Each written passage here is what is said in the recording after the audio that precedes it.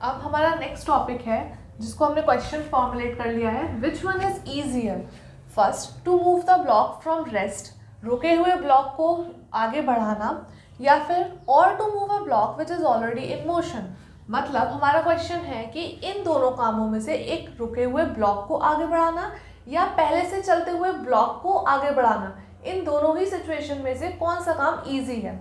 अब इस क्वेश्चन के थ्रू आप समझेंगे कि फ्रिक्शन जो है वो भी अलग अलग कैटेगरी का होता है। मतलब फोर्स जो है वो तो फ्रिक्शन फोर्स ही कराएगा, लेकिन उसका नाम बदल जाएगा और थोड़ी थोड़ी प्रॉपर्टीज बदल जाएंगी। तो इसके थ्रू हम ये समझते हैं, और एक इम्पॉर्टेंट कंसेप्ट है, याद रखिएगा आप इसको, क्योंकि इसमें थोड़े नए टर्म्स आएंगे जो आपको पता होने चाहिए।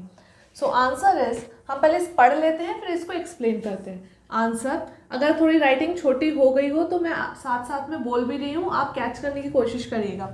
Answer, the force required to overcome friction at the instant an object starts moving from the rest is a measure of static friction. Moving from rest लिख लीजिए आप, is a measure of static friction. On the other hand, the force required to keep the object moving with the same speed is a measure of sliding friction. And sliding friction is slightly smaller than the static friction. And we find it easier to move the block already in motion than to get it started. मतलब अब सबसे पहले यहाँ पर कुछ नई terms आई, static friction, sliding friction, और एक पॉइंट जो निकल के आया कि स्लाइडिंग फ्रिक्शन जो होता है वो स्लाइटली स्मॉलर होता है किससे, स्टैटिक फ्रिक्शन से। अब इसको हम समझ लेते हैं। मान लीजिए एक सरफेस है, उसके ऊपर एक ब्लॉक रखा है। अब ये जो ब्लॉक है वो रेस्ट पर है। अब इसमें हमें क्या याद रखना है कि किसी ब्लॉक को, किसी बॉडी को रेस्ट पर से आगे बढ़ाने के लिए ज़्यादा फोर्स लगाना पड़ता है। क्यों? क्योंकि इसकी जो इरेगुलरिटीज़ हैं वो फ्रिक्शन फोर्स लगाएंगी, और वो हमेशा मोशन को अपोज करेंगी। मतलब जहाँ हम धक्का लगाना चाह रहे हैं उसके अपोजिट डायरेक्शन में फ्रिक्शन फोर्स लगेगा। तो क्योंकि यहाँ पर फ्रिक्शन फोर्स ज़्यादा लगेगा तो हमें इस रेस्ट वाले ऑब्जेक्ट को मोशन में लाने के लिए ज़्यादा फोर्स लगेगा। वहीं तो दूसरा केस है, मान लीजिए एक ब्लॉक है वो पहले से ही चल रहा है, वो पहले से ही मोशन है। इस केस में क्या होगा, जो फ्रिक्शन फोर्स जो लग रहा था वो कम हो जाएगा। क्यों? क्योंकि ब्लॉक जो है वो पहले से मूव कर रहा है। मतलब उसने उस फ्रिक्शन फोर्स को पहले से ही अपोज कर, जो फ्रिक्शन फोर्स लग रहा था ना अपोजिंग वाला, उसको वो पहले से ही ओवरकम कर चुका है और ब्लॉक अच्छा खासा मूव कर रहा है। अब उस ब्लॉक को चलते रहने के लिए कम फोर्स की ज़रूरत होगी, क्योंकि वो पहले से ही उस इंटरलॉकिंग को तोड़ करके आगे बढ़ चुका है। तो यहाँ पर कम फोर्स की ज़रूरत होगी। तो हमने एक चीज़ सीखी कि रेस्ट पर से किसी बॉडी को आगे बढ़ाने के लिए ज़्यादा फोर्स लगेगा और चलती हुई बॉडी को आगे बढ़ाने के लिए कम फोर्स लगेगा। अब स्टैटिक फ्रिक्शन क्या होता है? ऐसा फ्रिक्शन जो रुके हुए ऑब्जेक्ट्स पर लगेगा उनको स्टैटिक फ्रिक्शन कहेंगे। एग्जाम्पल से समझते हैं, आपके रूम में बेड पड़ा हुआ है और आपको बेड को थोड़ा सा साइड में शिफ्ट करना है, तो आप उसको धक्का तो लगा रहे हैं लेकिन वो बेड मूव ही नहीं कर रहा। क्यों? ऐसा तो नहीं कि आप उसको में काम कर ही नहीं रहे हैं, आप अपनी एनर्जी लगा ही नहीं रहे, आप तो उसको अच्छे से धक्का लगा रहे हैं लेकिन वो बेड नहीं मूव कर रहा। उस केस में वो बेड रुका हुआ है और वहाँ पर लग रहा है स्टैटिक फ्रिक्शन। वहीं दूसरी हम केस लेते हैं, आपके बेड में चारों तरफ रोलर्स लगे हुए हैं मान लीजिए, या फिर कोई आप अपना कूलर को अज्यूम करिए, कूलर के नीचे रोलर लगे हुए हैं उसके स्टैंड में। अब आप उसको धक्का लगा करके आगे बढ़ा रहे हैं। एक बार आपने आगे बढ़ा दिया तो उसको आगे ले जाने में अब इतनी दिक्कत नहीं होती, वो ईजिली मूव करता जाता है। क्यों? क्योंकि वहाँ पर लगता है स्लाइडिंग फ्रिक्शन। स्लाइडिंग मतलब चलता हुआ फ्रिक्शन। अगर हम इसको अभी रोलर से कंफ्यूज नहीं करें और हम सिंपल एग्जाम्पल लें, मान लीजिए आपका बेड रखा हुआ है। फर्स्ट केस तो क्लियर हो गया कि वो बेड मूव कर ही नहीं रहा है, मतलब स्टैटिक फ्रिक्शन लग रहा है। सेकेंड केस, वो बेड मूव कर गया, आपने किसी की अपने घर में मदद ली और वो बेड मूव कर गया। अब आप पाएंगे कि जितना फोर्स आपको उस बेड के मोशन को स्टार्ट करने के लिए लग रहा था, उससे कम फोर्स में अब आप उस बेड को आगे धक्का लगा सकते हैं। मतलब अब आपकी मेहनत कम लगेगी उस बेड को चलते हुए रखने के लिए, अपने रूम से के एक कोने से दूसरे कोने में ले जाने के लिए। तब क्या काम करता है स्लाइडिंग फ्रिक्शन, मतलब कि उस चलते हुए बेड के केस में तब स्लाइडिंग फ्रिक्शन लग रहा है, जो कि हमेशा स्टैटिक फ्रिक्शन से कम होता है। अब हमारा थर्ड जो पॉइंट था, हमने स्टैटिक फ्रिक्शन समझ लिया, हमने स्लाइडिंग फ्रिक्शन समझ लिया। अब हमारा जो नेक्स्ट पॉइंट आया, sliding friction is slightly smaller than static friction. मतलब कोई भी ऑब्जेक्ट है वो जो पहले से चल रहा है उस पर फ्रिक्शन कम लगेगा, बजाय उसके जो रुका हुआ है, मतलब चलते हुए ऑब्जेक्ट पे कम फ्रिक्शन फोर्स लगेगा और रुके हुए ऑब्जेक्ट पर ज़्यादा फ्रिक्शन फोर्स लगेगा। यही इस कंसेप्ट के थ्रू समझाया गया। तो एक बार फिर से रीड कर लेते हैं। The force required to overcome friction at the instant an object start moving from the rest is a measure of static friction. ये क्लियर हो गया होगा। On the other hand, the force required to keep the object moving with the same speed is a measure of sliding friction, and sliding friction is slightly smaller than the static friction, and we find it easier to move the block already in motion than to get it started। मतलब कि जो पहले से block चल रहा है उसको हम easily चलता हुआ रख सकते हैं बजाय उसके जो पहले से रुका हुआ ब्लॉक है। तो ये हो गया हमारा स्लाइडिंग फ्रिक्शन, स्टैटिक फ्रिक्शन। ये एक इंपॉर्टेंट पॉइंट है कि अगर आपसे पूछ लेते हैं स्लाइडिंग फ्रिक्शन स्टैटिक फ्रिक्शन में से किसका मैग्नीट्यूड बड़ा है, तो स्टैटिक फ्रिक्शन का मैग्नीट्यूड बड़ा होगा।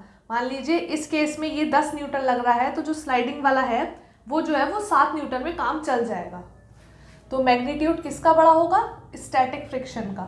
स्टैटिक फ्रिक्शन का मैग्नीट्यूड बड़ा होगा और स्लाइडिंग फ्रिक्शन का मैग्नीट्यूड छोटा होगा।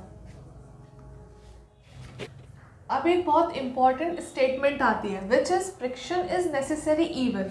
मतलब फ्रिक्शन एक ऐसा ईविल है, एक ऐसा दुश्मन है जिसकी ज़रूरत हमें पड़नी ही पड़नी है। मतलब ये ज़रूरत वाली चीज़ भी है और एक ऐसा दुश्मन भी है। तो ये थोड़ी कंट्रोवर्शियल इक्वेशन है, कंट्रोवर्शियल स्टेटमेंट है। मतलब कि ज़रूरत भी है उसकी और वो हमारे दुश्मन की तरह भी काम कर रहा है। सबसे पहले मैंने इस क्वेश्चन को 2 पार्ट्स में डिवाइड कर लिया है कि वो नेसेसरी क्यों है, फिर वो ईविल क्यों है। इन दोनों को हम अलग अलग तरीके से समझेंगे। इनको आप ऐसे ही नोट कर लीजिएगा पॉइंट्स में। ये जो पॉइंट वाला मेथड होता है ये ज़्यादा बेनिफिट देता है, क्योंकि आप अपने स्टेटमेंट्स को, अपने थॉट्स को पॉइंट्स में लिखते चलते हैं ना, तो वो अच्छा भी लगता है आपकी कॉपीज़ में। So the first question is why friction is necessary. Friction ज़रूरी क्यों है? इसको कुछ एग्जाम्पल से समझते हैं। Without friction we can not hold things. Friction नहीं होगा तो हम कुछ नहीं पकड़ पाएंगे। क्यों? मान लीजिए मैं इस मार्कर को पकड़ी हुई हूँ, इसके सरफेस और मेरी फिंगर्स के सरफेस के बीच में जो इरेगुलरिटीज़ हैं उनकी वजह से फ्रिक्शन हो रहा है और उसी वजह से मैं इसको पकड़ी हुई हूँ। अगर अभी मैं यहाँ पर ऑयल की कोई ग्रीस या ऑयल लगा दूँ, ग्रीस लगा दूँ, तो ये चीज़ आपने भी एक्सपीरियंस करी होगी कि ये पेन स्लिपरी हो जाएगा और मेरे हाथ से फिसल जाएगा और मैं इसको चाहते हुए भी पकड़ नहीं पाऊँगी। तो किसी भी चीज़ को होल्ड करने के लिए फ्रिक्शन की ज़रूरत होती ही होती है। बिना फ्रिक्शन हम चीज़ों को पकड़ ही नहीं सकते, हमारी ग्रिप बन ही नहीं सकती। Second, we could not write with pen और pencil if there were no friction. हम पेन और पेंसिल को किसकी वजह से पकड़े हैं? फ्रिक्शन की वजह से। हम पेंसिल को अपने कॉपी पर लिखने के लिए जब चलाते हैं तो जो पेंसिल की लेड होती है, नोक होती है, वो पाउडर फॉर्म में छुट छुट करके पेपर पर चिपकती रहती है और वो स्टिक क्यों होती है? फ्रिक्शन फोर्स की वजह से। फ्रिक्शन है इसलिए जो हमारी पेंसिल है वो उस पर स्टिक कर रही है पेपर पर और वो राइटिंग हम करते जाते हैं और हमें वो दिखती है कि हाँ जो भी हम अपना हाथ चला रहे हैं उसकी वजह से हमारी राइटिंग हो रही है। तो बिना फ्रिक्शन के हम पेन, पेंसिल, किसी भी चीज़ का कोई यूज़ नहीं कर सकते। ये सारी चीज़ें यूजलेस हो जाती अगर फ्रिक्शन नहीं होता। Third, chalk stick on the blackboard due to friction. आपने अपने स्कूल्स में देखा होगा कि जो ब्लैक बोर्ड्स होते हैं उन पे चॉक से लिखते हैं, तो उसमें क्या होता है, चॉक जो है वो पाउडर फॉर्म में ब्लैक बोर्ड के साथ स्टिक होती जाती है और उस केस में भी फ्रिक्शन ही रिस्पॉन्सिबल है उन चॉक के पार्टिकल्स को ब्लैक बोर्ड से स्टिक करने के लिए। यहाँ पर मैं मार्कर यूज़ कर रही हूँ, तो मार्कर की इंक इस वाइट बोर्ड पर स्टिक हो रही है क्योंकि यहाँ इस इंक और इस बोर्ड के बीच में फ्रिक्शन है। तो ये हो गए हमारे 3 points. Fourth, if an object started moving it would never stop if there were no friction. मान लीजिए ऑब्जेक्ट है वो मूव कर रहा है और अगर उस केस में फ्रिक्शन नहीं हुआ तो वो चलता हुआ ऑब्जेक्ट कभी भी रुक नहीं पाएगा, वो हमेशा चलता जाएगा, चलता जाएगा। Fifth, friction is needed to start and stop the vehicle and to change its direction also. कोई व्हीकल को स्टार्ट करना है, फ्रिक्शन की ज़रूरत पड़ेगी। किसी व्हीकल को स्टॉप करना है तो फ्रिक्शन फोर्स की ज़रूरत पड़ेगी। और अगर हमें किसी भी चीज़ का डायरेक्शन भी चेंज करना है ना तो फ्रिक्शन की ज़रूरत पड़ेगी। इसको थोड़ा समझ लेते हैं कैसे। मान लीजिए आपने एक सिचुएशन ली है आइस की और एक सिचुएशन ली है अपनी कॉमन रोड की। अब इन 2 सिचुएशन से हम इन 2 पॉइंट्स को ईजिली अंडरस्टैंड करेंगे। होता क्या है, मान लीजिए आप कहीं घूमने गए हैं और वहाँ पर आइस स्केटिंग हो रही है। जब आप आइस पर खड़े होंगे तो आप क्या पाएंगे कि आप फिसल रहे हैं, आप स्लिप कर रहे हैं। क्यों? क्योंकि आपके पैरों के बीच में और आइस के बीच में जो फ्रिक्शन है वो बहुत कम होता है, और ये आइस की प्रॉपर्टी है कि फ्रिक्शन कम होता है इसमें। अब क्या होगा, जब फ्रिक्शन कम है तो आपकी जो इंटरलॉकिंग हमने बात करी थी ना, इनमें गैप हो जाएगा, इन दो इंटरलॉकिंग के बीच में गैप हो जाएगा, और ये जब आपस में फंस ही नहीं पाएंगी तो ये होल्ड भी नहीं हो पाएंगी और यहाँ से ये स्लिप कर जाएंगी। तो आइस के केस में मोशन स्टार्ट करना मुश्किल होता है, क्योंकि हम जब आगे बढ़ने की कोशिश करते हैं तो हम आगे बढ़ ही नहीं पाते।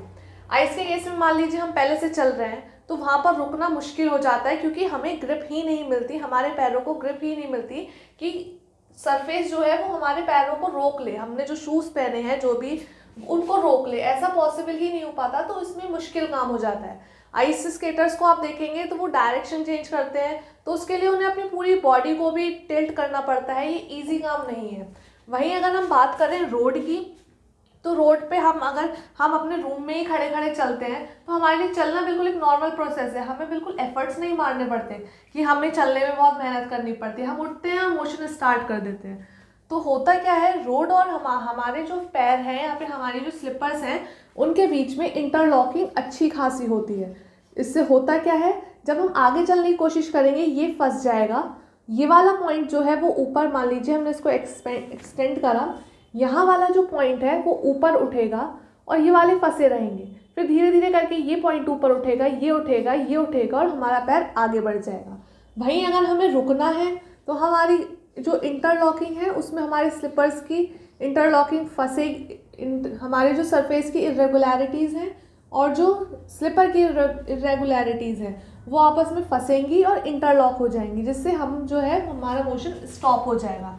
और सेम चीज़ अप्लाई होती है डायरेक्शन चेंज करने के लिए। तो हमने देखा कि फ्रिक्शन ज़रूरी क्यों है। अगर फ्रिक्शन नहीं होगा हम कुछ नहीं पकड़ पाएंगे, फ्रिक्शन नहीं होगा तो हम चल भी नहीं पाएंगे, हमारे ज़्यादातर काम, बहुत से काम बिल्कुल से बंद हो जाएंगे अगर फ्रिक्शन ख़त्म हो गया तो हमने इसके थ्रू समझा कि फ्रिक्शन नेसेसरी क्यों है। अब हम समझेंगे कि फ्रिक्शन को ईविल क्यों कहा गया है। फिर अब हम इस स्टेटमेंट को इलेबोरेट करते हैं, why friction is evil. Evil मतलब कि फ्रिक्शन इतनी बुरी चीज़ क्यों माना जाता है, मतलब क्यों अच्छा नहीं है friction. First, it wears out the materials like screws, shoes, soles etcetera. मतलब जब फ्रिक्शन काम करता है किसी चीज़ पर तो वो चीज़ों को ख़राब करने लगता है। मान लीजिए आप अपने शूज़ बहुत लंबे समय से यूज़ कर रहे हैं तो आप पाएंगे कि उनकी जो सोल्स हैं वो फटने लगी हैं। वो जो सोल्स फटी, जो आपके शूज़ ख़राब हुए, वो फ्रिक्शन की वजह से हुए, क्योंकि रोड और आपके शूज़ के बीच में फ्रिक्शन फोर्स एक्ट कर रहा था जिसने आपके शू के सोल्स को ख़राब कर दिया। वहीं हम जितने मशीन्स की बात करते हैं तो मशीन्स में जितने भी स्क्रूज होते हैं, उनकी बॉल्स होती हैं, बेयरिंग्स होते हैं, ये सारी चीज़ें जो है ना ये ख़राब होने लगती हैं फ्रिक्शन की वजह से। तो स्क्रूज हम मशीन में देखते हैं, शू सोल्स हमने अपने कॉमन एग्जाम्पल हमने अपनी लाइफ में एक्सपीरियंस करा ही होता है। Second, it can also produce heat, more friction more heat loss. जितना ज़्यादा फ्रिक्शन होगा उतनी ही ज़्यादा हीट लॉस होगी। मतलब कि मान लीजिए कोई मशीन चल रही है और उस मशीन में फ्रिक्शन फोर्स बहुत लग रहा है, कुछ ऐसी चीज़ें हैं जिनकी वजह से फ्रिक्शन फोर्स कम नहीं हो पा रहा, वो फ्रिक्शन फोर्स बढ़ता जा रहा है, तो हीट लॉस बहुत होगा। हीट लॉस होगा मतलब कि हमने जो एनर्जी लगाना चाह रहे हैं हम यूज़फुल वर्क में, वो तो ख़राब हो रही है, वो बेकार जा रही है, उसका कोई हमें रिजल्ट मिल ही नहीं पा रहा। तो जितना ज़्यादा फ्रिक्शन उतनी ज़्यादा हीट लॉस, मतलब उस जो मशीन है उसकी एफिशिएंसी उतनी ही कम हो जाएगी। Third, when a machine is operated, heat generated due to friction causes much wastage of energy। वही जो हमने अभी समझा, जब फ्रिक्शन काम करेगा मशीन्स पर तो हीट लॉस होगा, जिसकी वजह से हमारी बहुत ज़्यादा अमाउंट में एनर्जी वेस्ट होगी, हम उसका कुछ भी यूज़फुल प्रोडक्ट नहीं बना पाएंगे और हमारी मशीन की एफिशिएंसी कम हो जाएगी, उनकी देखभाल करने के लिए उनकी कॉस्ट बढ़ जाएगी, मतलब हर चीज़ अपोजिट वे में चलने लगेगी, कॉस्ट बढ़ जाएगी, एफिशिएंसी कम हो जाएगी, प्रोडक्टिव चीज़ नहीं रह जाएगी। तो फ्रिक्शन को इसलिए हम ईविल भी बोलते हैं। लेकिन हमने इन दोनों ही सिचुएशंस में देखा कि फ्रिक्शन ज़रूरी भी है, लेकिन वो बहुत से केसेस में अच्छा भी नहीं होता। तो लेकिन कुछ भी हो, फ्रिक्शन को हम ये तो मानेंगे कि फ्रिक्शन है इसलिए हम इतने सारे काम कर पा रहे हैं। और ये जो लॉस होते हैं ना, जिसकी वजह से हीट लॉस और वेस्टेज ऑफ एनर्जी, इन सबको रोकने के लिए, कम करने के लिए हम वेरियस चीज़ें यूज़ करते हैं। लाइक हम प्रिवेंट करते हैं कि फ्रिक्शन कम से कम लगे।